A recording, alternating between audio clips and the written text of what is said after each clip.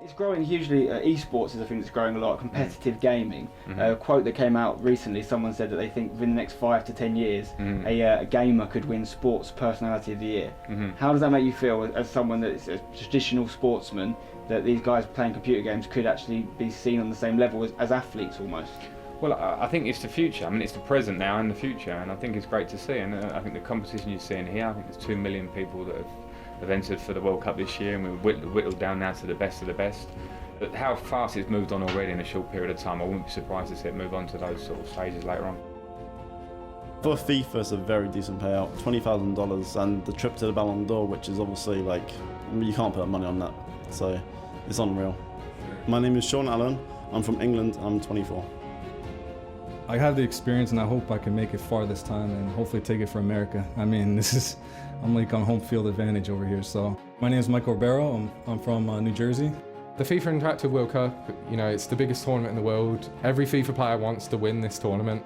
I'm Ty Walton, I'm 22 and I'm from Birmingham, UK.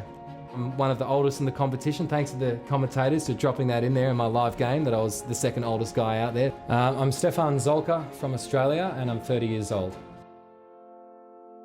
Well, it all started on Monday, I believe it was, when I was playing a tournament online, and I had friends message me saying, you might have qualified, check your emails. You know, you get an email saying, hey, you've won. Send us a copy of your passport and photo to this random email in Germany.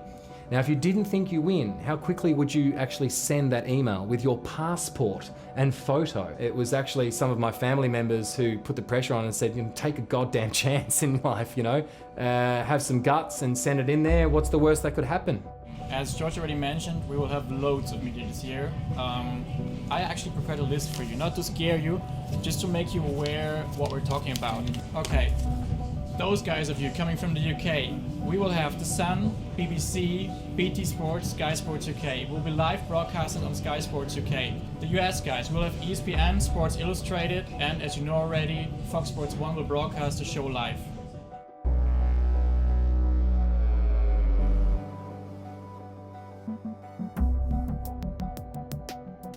My day up to now has been quite stressful. Obviously, there's a lot of pondering and thinking how you're going to do at the tournament. Right now, I'm 100% focused on the tournament and I want to go all the way. And my name's Oliver Chessis, I'm 21 and I come from England, Manchester. Obviously, 20 grand is a lot of money for whoever wins. Now, if I don't win this tournament, then I don't get anything from it. I've got to get into another tournament, I've got to qualify, and generally it's a lot of stress for a lot of the time, very little rewards.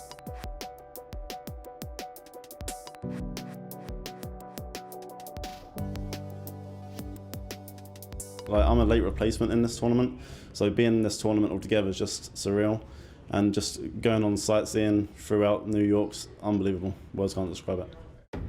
After, I think, 10 or 11 days, I saw on Facebook that my gamertag was qualified, and then I was actually going crazy and was really happy with that.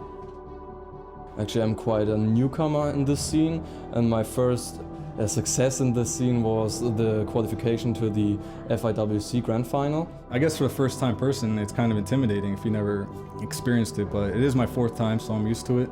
Welcome back to the FIFA Interactive World Cup. Here we go again, Joe, and as Kate mentioned, the group of death, Group A. It is really a tough one. But let's get that match underway. The first game of the day here at the FIFA Interactive World Cup. The media watches you, the live stream, the followers watches you. I mean, I'm not used to that. I just try to blank out all the media, the cameras, just try to blank it out, just play my own game, just keep a certain mindset that I need to try to keep throughout the tournament, and if I can keep the same mindset, it's just another game FIFA in the end of the day. You put yourself in an environment like this with cameras in your face and you've got commentators yelling out your name behind and people are cheering and you've got this controller, you know, pulling against you with the cord. It's sort of trying to pull away from you the whole time. And then you've got so much distractions all around you and you're nervous as anything. So my hands are shaking, my heart's racing, I've got the distractions everywhere, and it's very hard to play to your normal standards.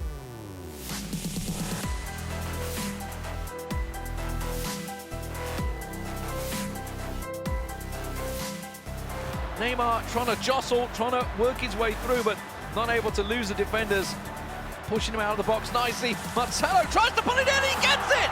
This is the chance that he's surely been looking for. Will march on forward, and there it is.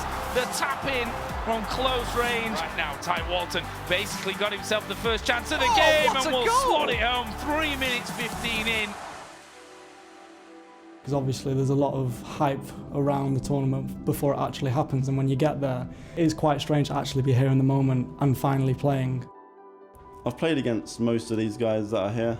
Most of them I recognise the good guys, so it's going to be a tough tournament. You know, playing at home in your bedroom to playing at the FIFA Interactive World Cup with cameras in your face, lights there, commentary, music, it's a completely different thing. So your mental game, you know, it needs to be there. 60% possession for La Pagna here, playing as Portugal. Doesn't matter what team he's with, he seems to have full control over his opponent. And surely that's enough here for La Pagna to pick up the victory, move on to the semi-finals tomorrow at the Apollo. Yeah, it looks like it is going to be.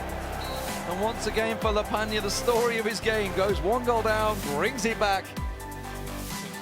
Oh, that's dangerous. That could easily be a penalty. He's given it. I mean, that's harsh. I mean, if you slide in the box, you take that risk, but that looks a weak one. There it is, top corner, beautiful stuff from Dylan Bonds, 2-0. And it is indeed all over for the Mexican Velasquez. No energy left though, he's trying to brute force his way through, lays it off to Coutinho! It's 5-2, ladies and gentlemen. Sean Allen, the Englishman, looks like he may well have just booked his place in the semi-final against Dylan Bonds. Will be a goal kick, which is pretty much spelling disaster there for Simon. I mean, if he gets it now, it would be unbelievable. It would be drama. There it is, though. It's all over.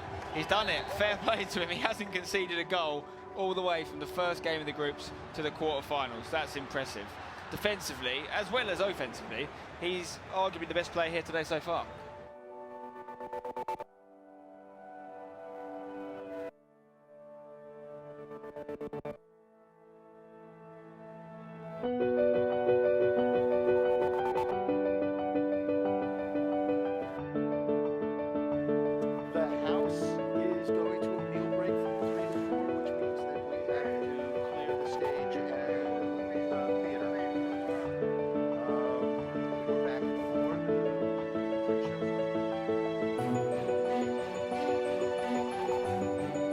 It's going to get bigger and bigger, and that's partially due to technology. I mean, now at this stage in 2016, a game of FIFA is so realistic. Everything from the ball physics to the formations to the tactics, the mental acumen that's required. It's just like a real game of FIFA, and even the mentality comes into it a lot as well.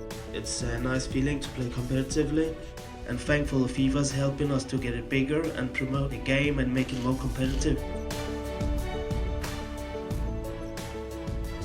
Well, esports is definitely growing. I remember when I first started playing online competitively, it was 2008, and the tournament was nowhere like this. And I think they're breaking records now, like over 2 million people are playing. So this is definitely the biggest tournament out there for FIFA. And it's starting to attract worldwide attention too. I started the FIFA Interactive World Cup back in 2011, which was in Los Angeles, and this is now my 5th grand final. And you know, to see the the scale of the tournament, increase every year, it's just absolutely amazing. And FIFA, I think it's only a matter of time before it reaches the top of esports. So esports is definitely on the up. It's gonna just take off soon.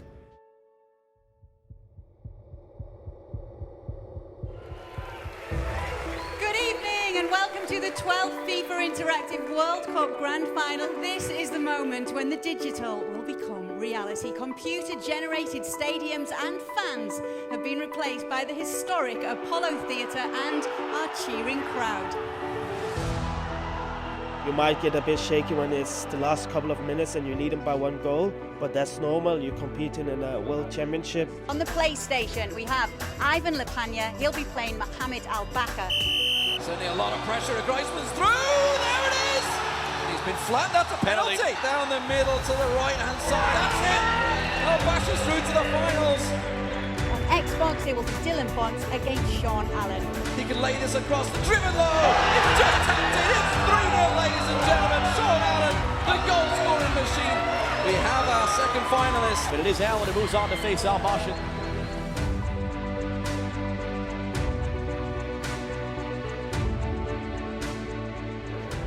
Feels weird, doesn't it? It's crazy, absolutely crazy. The first match will be played on PS4. Players, take your positions. Here it is, Al Basha here in the attack, the blue of France against Sean Allen's Brazil. Griezmann, Al Basha with a chance of scoring, tries to go inside, but another fantastic save is equally met there. But they can't beat that one. Ben Arfa puts it in with a chance to tip it through. Goes hard and drives it home. It's all square, 1-1. Sean Allen back in the game. Now Al Basha really trying to pour on the pressure. Straight from the kickoff, right back the other way. Sean Allen grabbing his second away goal. And that's the end of the first leg. 2-2 on the PS4 as the players switch to Xbox One. Now they're seated and they're ready. And here we go underway. Second leg of the final. FIFA Interactive World Cup 2016. Nutmeg pass there. Ooze from the crowd. Yeah, ooze indeed, and it well deserves it. But Arfa inside post, there it is. That's an away goal for Al Basha. He's now 3-2 up on aggregate. Does him off nicely. Could try and run it in. Just managed to lay it off. Oh, it's got through the defender's legs. Sean Allen is back in front on the away goals tiebreaker. Pressure back on Al Basha. He has to get goals here. Finals and Douglas Costa always come clean through. That's a goal for Sean Allen. Oh, the pressure staying on. Emergency defending for Al Basha, can't afford to concede another. Douglas Costa wriggles through. He's got in there. He's slotted it home. And Sean Allen is 3-1 up with 15 minutes remaining. Surely that is the nail in the coffin. It is going to be a card. It's only a yellow. You can see he has to go for a goal here. Has to go for the shot. He tries to lay it off. It is going to get light up nice. He just can't get out. It's muscled out. It's there. Give or take 3 to 4 minutes remaining to sneak in a last important goal, and that would give him the win on aggregate. He's got a man in the middle. He's going to try and lay it off to him, surely. Tries to run it through. Griezmann! Oh, it's there! Al Basha gets the goal! He's gone wild as he leaps around. Sean Allen, head in hand. Mohamed Al Basha has turned it around in one of the most incredible finishes you would ever hope to see, and he has won the 2016 FIFA Interactive World Cup. Trust me, I never give up. Even if there's 2 minutes back for 5 goals, I will never give up. I will always try to score goals and always come back.